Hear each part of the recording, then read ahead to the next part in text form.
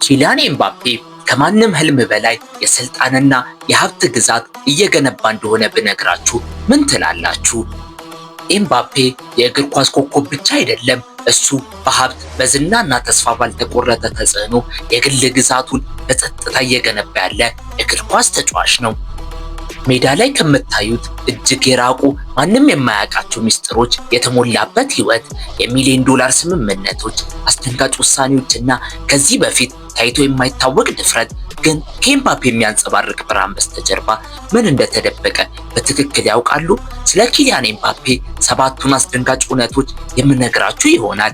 የመጨረሻው ፓርት እስካሁን ያውቁታል ብሎ ያሰቡትን ሁሉ እንድትጠራጠሩ ያደርጋችኋል። አረ ጋይስ፣ እኔ ስለ ሀብታም ብቻ እያወራው ቀረው። እስኪ እኔንም ሀብታም አድርጉ። ሰብስክራይብ፣ ላይክ ኤንድ ሼር አድርጓት ይሄን ቪዲዮ። ይመቻችሁ። የኪሊያን ኤምባፔ ግዙፍ ሀብት መገንባት የጀመረው ገና በሞናኮ እያለ ነበር። በ17 ዓመቱ ብቻ ለአንድ ወጣት ተጫዋች አስደናቂ የሆነውን በዓመት 1.1 ሚሊዮን ዶላር ያገኘ ነበር። ሆኖም የኤምባፔ ስራ እውነተኛ አዲስ ምዕራፍ የጀመረው በ2017 ፓሪስ ሴን ጀርመንን ሲቀላቀል ነው።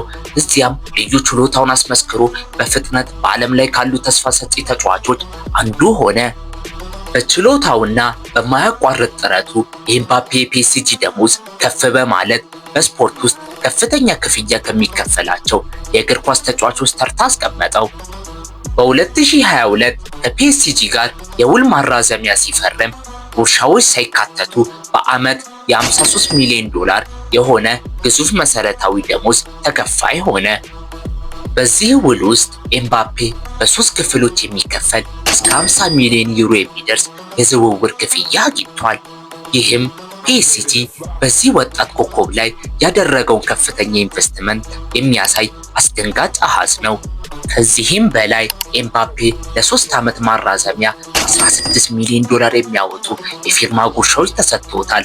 ለመጀመሪያው ዓመት 70 ሚሊዮን ዩሮ፣ ለሁለተኛው ዓመት 80 ሚሊዮን ዩሮ የሚሆን የታማኝነት ጉርሻዎች በፒኤስጂ ውስጥ ያለውን አስፈላጊነት ያሳያል። ሆኖም በ2024 ባልተጠበቀ ውሳኔ ኤምባፔ በነፃ ዝውውር ወደ ሪያል ማድሪድ ተዘዋወረ። ከስፔኑ ንጉሳዊ ክለብ በድምሩ 125 ሚሊዮን ዩሮ ወይም በዓመት 31.2 ሚሊዮን ዩሮ ገደማ የሚሆን የ5 ዓመት ውል ተፈራረመ፣ ጉርሻዎች ሳይካተቱ። ምንም እንኳን በሪያል ማድሪድ ያለው ደሞዝ ከፒኤስጂ ያነሰ ቢሆንም ይህ ዝውውር በኤምባፔ ሕይወት ውስጥ ትልቅ ለውጥ ያመጣ ሲሆን ለማንኛውም ክለብ ያለውን ፍላጎትና ዋጋ አሳይቷል። ከኤምባፔ ውል ትኩረት የሚስቡ ገጽታዎች አንዱ የምስል መብቶቹ ናቸው። ይህ ደግሞ ለሁሉም ተጫዋች የማይሰጥ ነገር ነው።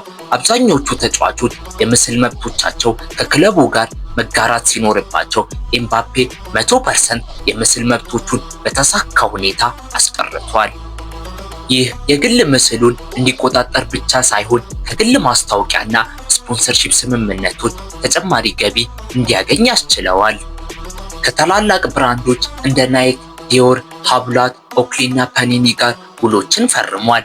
ከናይክ በዓመት ወደ 5 ሚሊዮን ዶላር ገደማ እና ከሌሎች ስፖንሰርሺፕ ስምምነቶች ደግሞ ወደ 18 ሚሊዮን ዶላር ያገኛል።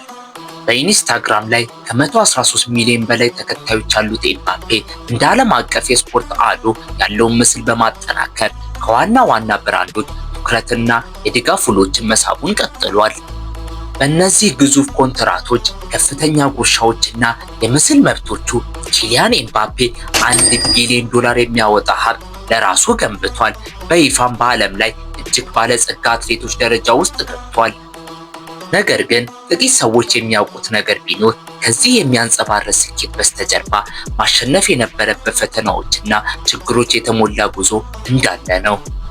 ወደ ውብ አኗኗሩ፣ አስደንጋጭ ውሳኔዎቹና እንደ እግር ኳስ ኮከብ ባልተጠበቀ ስኬቱ በስተጀርባ ባሉት ሚስጥሮች በጥልቀት እንግባ። ኪሊያን ኤምባፔ የተወለደው ታህሳስ 20 1998 በቦንዲ ፓሪስ ፈረንሳይ ነው። ኤምባፔ የጠንካራ ስፖርት ባህል ባለው ቤተሰብ ውስጥ አደገ። አባቱ ዊልፍሪድ ኤምባፔ የእግር ኳስ አሰልጣኝ ሲሆኑ እናቱ ደግሞ ፈይዛ ላምሪ የቀድሞ የቮሊቦል ተጫዋች ነች። ምንም እንኳን ከሀብታም ቤተሰብ ባይመጣም በቤተሰቡ ድጋፍና ገና በልጅነቱ ለነበረው ለእግር ኳስ ፍቅር ምስጋና ይገባውና ኤምባፔ በፍጥነት ወደ ኮከብነት ከፍ አለ። የኤምባፔ የሥራ መስክ የጀመረው በትውልድ ከተማው የአዝቦንዲ የወጣት ቡድን ሲቀላቀል ነው። እዚያም ከእኩዮቹ ጋር ሲነጻጸር ልዩ ችሎታ አሳይቷል። ብዙም ሳይቆይ ወደ ሞናኮ ወጣት አካዳሚ ተዛወረ። እዚያም ችሎታውን ማዳበሩን በመቀጠል በፈረንሳይ ውስጥ ካሉ ብሩህ ወጣት ተሰጥኦዎች አንዱ ሆነ። በ2015 በ16 ዓመቱ ኤምባፔ ለሞናኮ ዋና ቡድን የመጀመሪያ ጨዋታውን አደረገ። የ2016-2017 የውድድር ዘመን አስደናቂ እድገቱን አሳይቷል። 26 ጎሎችን በማስቆጠርና 14 ለጎል የሚሆኑ ኳሶችን በማቀበል ሞናኮ ለመጀመሪያ ጊዜ የሊግ ዋን ዋንጫን ከ17 ዓመት በኋላ እንድታሸንፍ ቁልፍ ሚና ተጫውቷል። በ2017 ኤምባፔ በውሰት ፓሪስ ሴን ጀርመንን ተቀላቀለ እና ፒኤስጂ በኋላ በ180 ሚሊዮን ዩሮ ሪከርድ በሆነ የዝውውር ክፍያ በቋሚነት ገዛው። በፒኤስጂ እንደ አዲስ ኮከብ ወጣ። 5 የሊግ ዋን ዋንጫዎችን፣ 3 የፈረንሳይ ካፖችና 2 የፈረንሳይ ሊግ ካፖችን ጨምሮ በርካታ ዋንጫዎችን አሸንፏል። እስከ ዛሬ ድረስ ኤምባፔ ለፒኤስጂ ከ280 በላይ ጨዋታዎች ላይ ከ220 በላይ ጎሎችን አስቆጥሯል። ይህም የክለቡ ዋና ጎል አስቆጣሪዎች አንዱ እንዲሆን አድርጎታል። በ2019-2020 የውድድር ዘመን በ34 ግጥሚያዎች 30 ጎሎችን አስቆጥሮ በርካታ የግል ሽልማቶችን ማሸነፉን ቀጠለ። ከክለብ ስራው ጎን ለጎን ኤምባፔ ፈረንሳይ 2018 የዓለም ዋንጫን እንድታሸንፍ ወሳኝ ሚና ተጫውቷል። በፍጻሜው ጎል በማስቆጠር በዓለም ዋንጫ ፍጻሜ ጎል ያስቆጠረ በታሪክ ሁለተኛው ትንሹ ተጫዋች ሆነ። እስከ ዛሬ ድረስ ኤምባፔ ለፈረንሳይ ብሔራዊ ቡድን በ67 ግጥሚያዎች 38 ጎሎችን አስቆጥሯል። እናም ከቡድኑ ብሩህ ኮከቦች አንዱ ሆኖ ቆይቷል። እንደ ዩሮ 2020 እና የኔሽንስ ሊግ ባሉ ዋና ዋና ውድድሮችም ተሳትፏል። ለቡድኑ ስኬቶች አስተዋጽኦ ማበርከቱን ቀጥሏል። በ2024 ኤምባፔ በዓለም ላይ ካሉ ከፍተኛ ክለቦች አንዱ ወደ ሆነው ወደ ሪያል ማድሪድ ለመዘዋወር ወሰነ። በሪያል ማድሪድ የመጀመሪያ ውድድር ዘመኑ 18 ጎሎችን በማስቆጠር እና ቡድኑ እንደ ዩኤፋ ሱፐር ካፕ እና የፊፋ ክለብ ወርልድ ካፕ ያሉ ዋና ዋና ዋንጫዎችን እንዲያሸንፍ በመርዳት ችሎታውን በፍጥነት አሳይቷል። ወደ ስራው ስንመለስ ኪሊያን ኤምባፔ የጽናትና የትጋት ምሳሌ ነው። ከልጅነት ጀምሮ ያሉትን ፈተናዎች በማሸነፍ በዓለም እግር ኳስ ውስጥ ከሚገኙት ብሩህ ኮከቦች አንዱ ለመሆን በቅቷል። ኪሊያን ኤምባፔ በእግር ኳስ ሜዳ ላይ የሚያንጸባርቅ ኮከብ ብቻ ሳይሆን በግል ሕይወቱ የቅንጦትና የደረጃ ምልክትም ነው። ከእግር ኳስ ኮንትራቶችና ከስፖንሰርሺፕ ስምምነቶች በሚያገኘው ግዙፍ ገቢ የቅንጦት ብቻ ሳይሆን ሙሉ ግላዊነትና ሴኩሪቲን የሚያረጋግጥ የመኖሪያ ቤት ለመፍጠር አይኑን አያሽም። ኤምባፔ እጅግ ትኩረት ከሚስቡ ንብረቶች አንዱ በፓሪስ የሚገኘው የቅንጦት ዱፕሌክስ አፓርታማ ሲሆን የፈረንሳይ ዋና ከተማ አዶ ከሆነው የአይፍል ታወር አስደናቂ እይታን ማግኘት ይችላል። ይህ አፓርታማ በኒውሊ ሰርሴን አካባቢ ከሚገኙት ታላላቅ ህንፃዎች አናት ላይ የሚገኝ ሲሆን ይህም ለሊቃውንትና ታዋቂ ሰዎች ተወዳጅ ሰፈር ነው። ከዚህ አፓርታማ ኤምባፔ የፓሪስን የፍቅር እይታዎች መመልከት ይችላል። በተለይም በሌሊት የአይፍል ታወር መብራቶች ከተማውን ሲያበሩ አስማታዊና አስደናቂ ትዕይንት ይፈጥራል። በአካባቢው ባሉ ፔንታውሶች መረጃ መሰረት ኤምባፔ በዚህ ውብ አፓርታማ ለመኖር በወር ወደ $40,000 ገደማ እንደሚያወጣ ይገመታል። ሆኖም በ2024 ሪያል ማድሪድን ከተቀላቀለ በኋላ ኤምባፔ ወደ አዲስ መኖሪያው ለመዘዋወር መረጠ። የማድሪድ ቢቨርሊ ሂልስ ተብሎ በሚታወቀው ላፊንካ ሰፈር። ይህ አካባቢ በከፍተኛ ደህንነቱ ብቻ ሳይሆን በ24/7 የክትትል ካሜሮች እና ጠንካራ አጥር እንዲሁም እንደ ዚነዲን ዚዳን፣ አይከር ካሲያስ እና ክሪስቲያኖ ሮናልዶ ያሉ ትልልቅ የስፖርት ስሞችን በማስተናገዱ ይታወቃል። ኤምባፔ እዚህ 3000 ስኩዌር ሜትር ቤት መርጦ የቅንጦት ህይወቱን መኖር ጀመረ። የኤምባፔ የላፊንካ ቪላ 8 መኝታ ቤቶች፣ ትንሽ የጎልፍ ሜዳ፣ መዋኛ ገንዳ፣ የፊልም ቲያትርና የግል የእግር ኳስ ሜዳ ያሉት ሲሆን በቤት ውስጥ ለመዝናናትና እንግዶችን ለማስተናገድ ተስማሚ ቦታ ያደርገዋል። ይህ ቤት ኤምባፔ ከመግዛቱ በፊት የሪያል ማድሪድ ሌጀንድ አንዱ የነበረው ጋሪዝ ቤል ባለቤትነት ነበር። በዚህ የቅንጦት ሰፈር መኖር ኤምባፔ ውብ የመኖሪያ ቦታ ከመስጠት ባሻገር ሙሉ ግላዊነትና ሴኩሪቲን በማረጋገጥ ሕይወቱን ሙሉ በሙሉ እንዲደሰት ያስችለዋል። በተጨማሪም ኤምባፔ በኒውሊ ሰርሲል ሌላ ንብረት እንዳለው ሪፖርቶች አሉ። ይህ ደግሞ በብዙ ታዋቂ ሰዎች የሚወደድ ልዩ አካባቢ ነው። ይህ ቤት ወደ 10 ሚሊዮን ዶላር ይገመታል እና በገለልተኛ ቃናዎች፣ በክሬም ቀለሞችና በቅንጦት ክላሲክ የእንጨት ዝርዝሮች ያጌጠ ነው።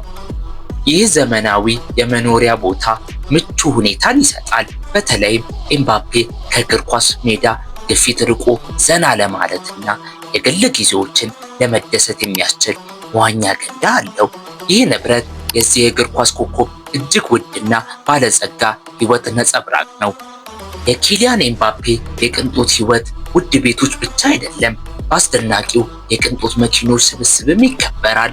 እነዚህ ውድ የስፖርት መኪናዎች የስኬቱና የላቀ ደረጃው ምልክቶች ናቸው። የኪሊያን ኤምባፔ የመኪና ስብስብ ልብን የሚያስደስት ብቻ ሳይሆን የመጨረሻውን ደረጃ ያሳያል። ውድ ከሆኑት ፌራሪዎች እስከ ለቤተሰቡ የሚሆን የቅንጦት መኪኖች ድረስ እያንዳንዱ መኪና የኃይልና ውበት የተሞላበት የሥነ ጥበብ ሥራ ነው። እነሱ የትራንስፖርት መንገዶች ብቻ ሳይሆኑ እንደ ኤምባፔ ያሉ ከፍተኛ የእግር ኳስ ኮከቦች ብቻ ሊያገኙት የሚችሉት የልዩ ስኬትና የቅንጦት ሕይወት ምልክቶች ናቸው። ሁሉም ሰው የሚያልመው ግን ሁሉም ሰው ሊያገኘው የማይችለው ሕይወት። በኤምባፔ ስብስብ ውስጥ ካሉት እጅግ ውድ መኪኖች አንዱ ፌራሪ 488 ፒስታ ሲሆን ወደ 575,000 ዶላር ገደማ ዋጋ አለው። ፌራሪ 488 ፒስታ ለፍጥነት አድናቂዎች ፍጹም ሱፐር መኪና ነው።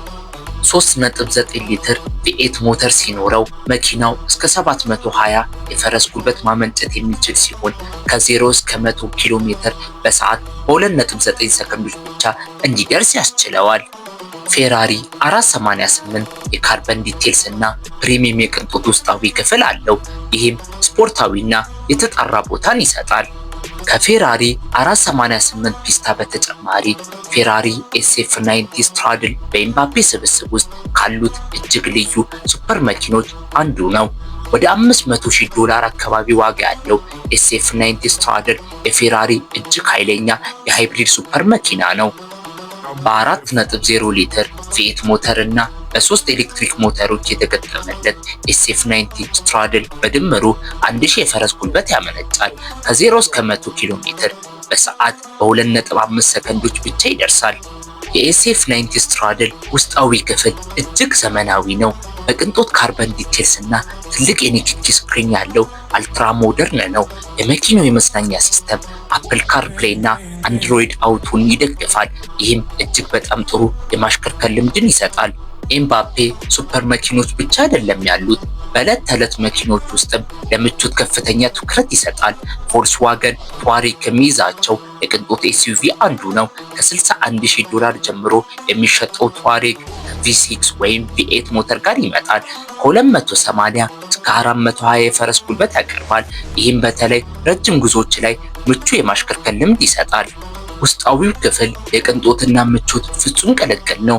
ፕሪሚየም የቆዳ መቀመጫዎች፣ የዙሪያ ድምፅ ሲስተም፣ ባለ 4 ዞን አውቶማቲክ አየር ንብረት ቁጥጥርና 360 ዲግሪ ካሜራ አለው።